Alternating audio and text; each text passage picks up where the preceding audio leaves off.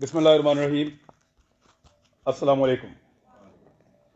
ये रिपोर्ट मेरे पास है और मैं मुबारकबाद पेश करता हूँ अवेयरनेस फाउंडेशन वालों को, जिन लोगों ने इसमें काम किया उन सबको। मैंने रिपोर्ट को अभी पढ़ा है और मैंने थोड़े दिन पहले भी इसको देखा था। मुझे इसकी एक कॉपी, मुझे ये सहूलत मैसर आई कि पहले मिल गई थी। मैंने इसको पहले भी पढ़ा था और ज़बरदस्त काम हुआ है अल्हम्दुलिल्लाह, और ये काम जारी रहना चाहिए। मैं एक चीज़ की उम्मीद करता हूँ और दुआ भी करते हैं भट्ट साहब कि अगले साल ये जो लिस्ट है सहाफ़ियों वाली, ये छोटी होगी और हम यहां पे ज्यादा लोग बैठे होंगे। लोग इसमें कम हो गए और हॉल में ज्यादा होंगे। मैं इस बात की उम्मीद करता हूं। मैं क्योंकि तनकीद करता हूं बहुत खुलकर, और मुझे आदत है बहुत खुलकर बात करने की, तो मैं उन सबको वेलकम करता हूं जो भी तनकीद करना चाहता है। बहुत अच्छी बात है, डिस्कस कीजिए हमारे कंडक्ट को और हमें भी करने दीजिए फिर। लेकिन किसी को यह हक नहीं पहुंचता कि वो मारे, वो डराए, वो जबर करे। यहां सब लोग ये बात कर रहे थे कि इकट्ठा होना पड़ेगा, यूनिटी होनी चाहिए। मुझे वो सिंपली एक दो लाइनें याद आ गई कि जबर का मौसम कब बदलेगा, जबर का मौसम कब बदलेगा, हम बदलेंगे तब बदलेगा, और बदलेगा, जरूर बदलेगा।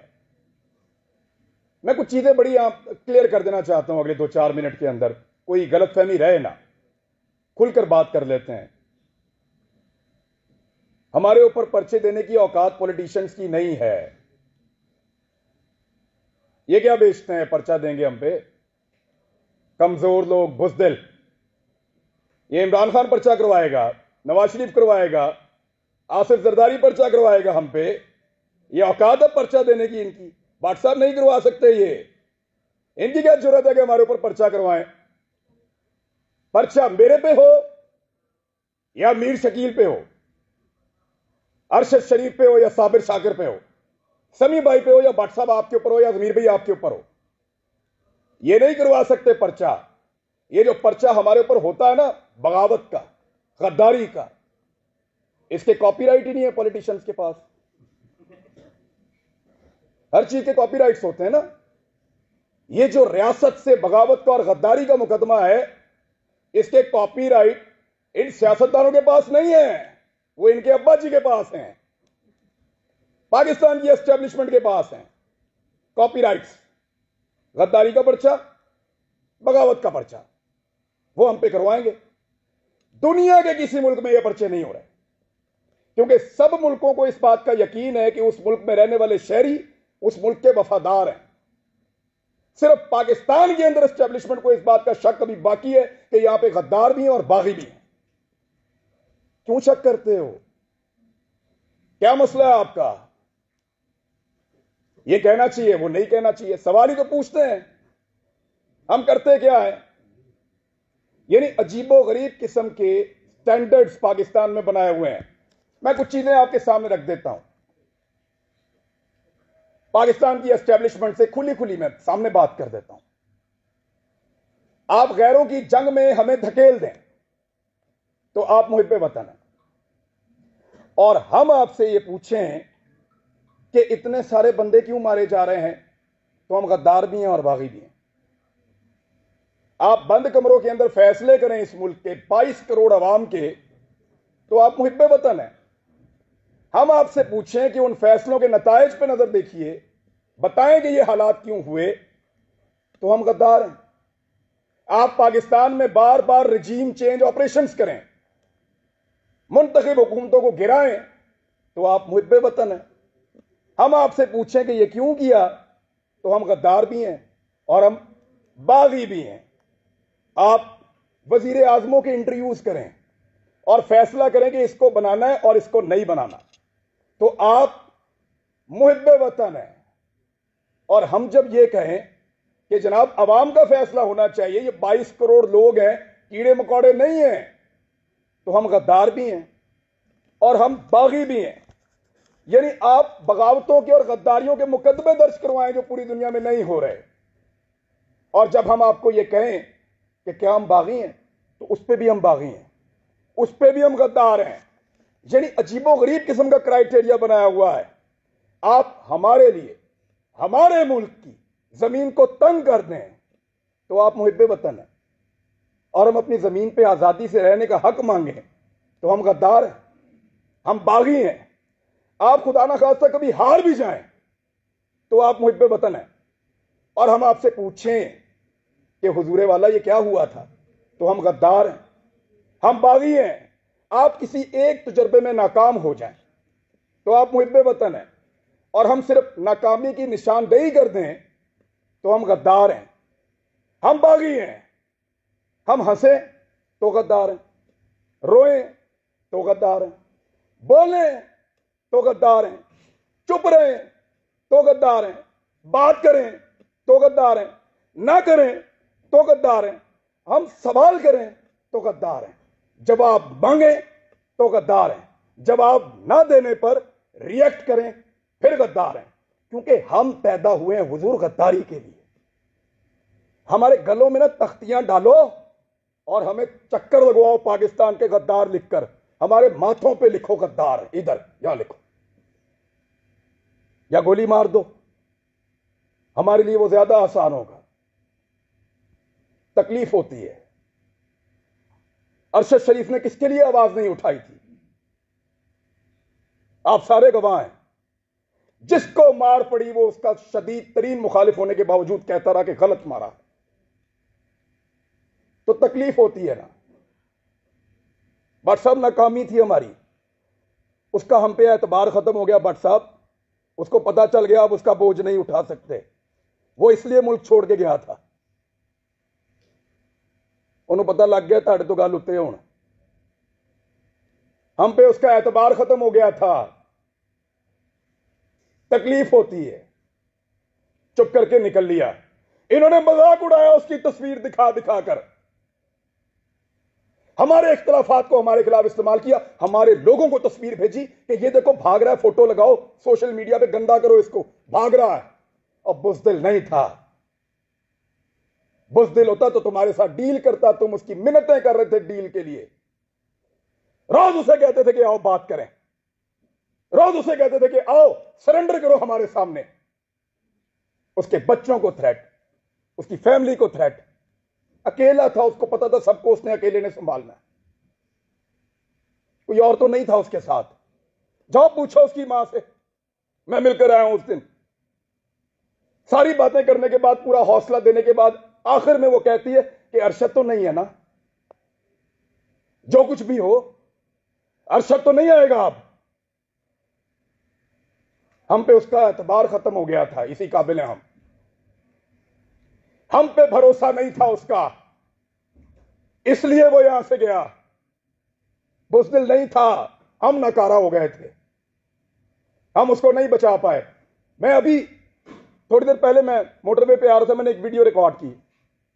मुझे इत्तला दी गई कि आप इस्लामाबाद आएंगे तो पकड़ेंगे,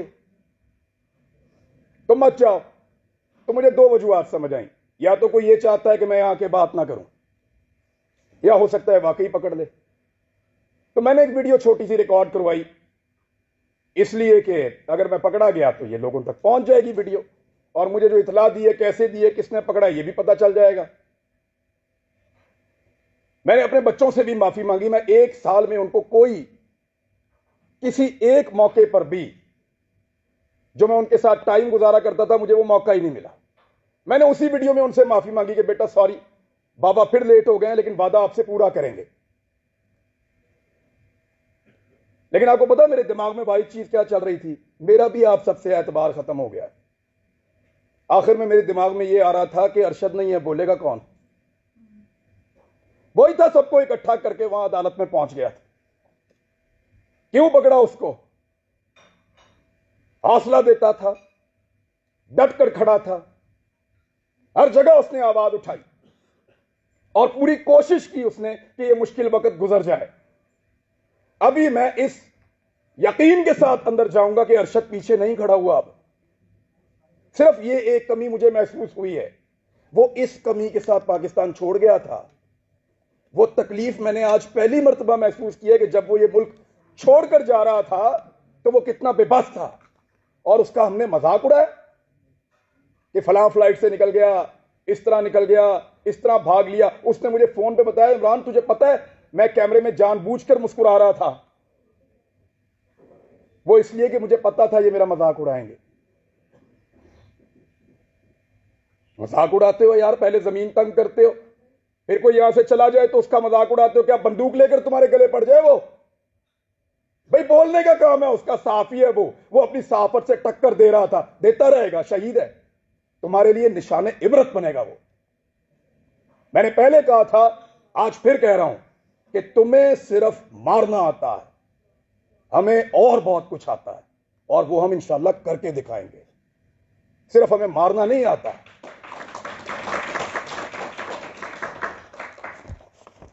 दबा दबा के और जिसको दबाया एस्टेब्लिशमेंट ने दबाया।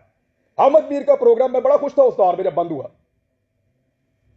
क्योंकि हम भी एक अजीबोगरीब दुनिया में रहते थे। माशरत उलूम की किताबें पढ़ के आए हुए थे, लगता था सारे हीरो हैं, एस्टेब्लिशमेंट पाकिस्तान की बहुत वफादार है। सच्ची बात है, किसी की आंखें पहले खुल गई, किसी की बाद में खुल गई, लेकिन अच्छी बात है खुल गई।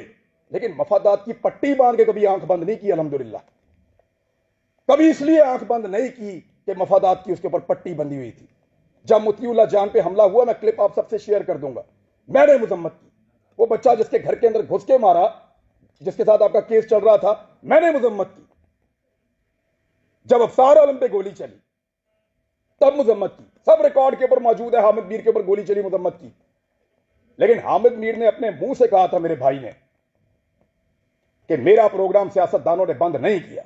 इमरान खान की क्या औकात है, बंद तो उन्होंने किया है। अब बोलता है इमरान खान से बदला लूंगा। अपने मुखालिफ को पहचानिए, फिर इकट्ठे हो जाएं, तो शायद आपकी जान छूट जाए, वरना ऐसे ही इसी तरह हमारा वक्त गुजरता रहेगा। मैं सिर्फ एस्टेब्लिशमेंट को एक बात कहना चाहता हूं कि हुजूर, आपका मर्तबा, आपका रुतबा बहुत बड़ा है। ये बहुत छोटे छोटे काम है जिनमें आप पड़े हुए हैं। ये छोटे छोटे काम हमें करने दें, एतबार करें हमारे ऊपर कीड़े मकोड़ों पे, हम गद्दारों को ये मुल्क चलाने दो। आप मुहिब्बे वतन है, बहुत बड़े लोग हैं, आप बड़े बड़े काम किया करें। आपका रुतबा बहुत बड़ा है, बड़ा मुकद्दस काम है आपका, हम उसकी कदर करते हैं, यूं सलूट करते हैं आपको, खुश होते हैं आपको देखकर। लेकिन ये छोटे छोटे काम हमारे लिए छोड़ दीजिए, हमारे लेवल पे मत गिरिए। आप बीच में से निकल जाए ना, तो इन सब माफिया को हम संभाल लेंगे, मीडिया वाले। बस आपके खिलाफ बोलने को जरूरत की बात नहीं है, दिल नहीं करता, खुदा की कसम दिल नहीं करता, खुदा की कसम दिल नहीं करता। डरते वरते नहीं है, पता है आपको, बुज़दिल नहीं है हम। क्या करोगे, गोली मार दोगे, मार दो।